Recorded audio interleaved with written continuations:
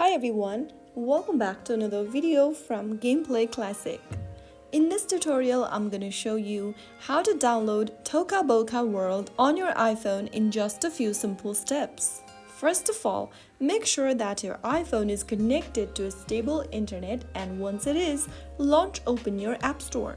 In the search box, type in Toca Boca World and search. Once you find this application in the search result, tap on the Get button to start downloading the app on your device. You may need to authenticate with Face ID or Touch ID or your Apple ID password, so go ahead and follow through the prompts. Wait for the application to download and install, which may take a while, depending upon your internet speed. Once the application is installed, you will see the Open button. Simply tap on it in order to open up Toca Boca World on your iPhone. The Toca Boca World application is a creative and interactive game designed for kids and families.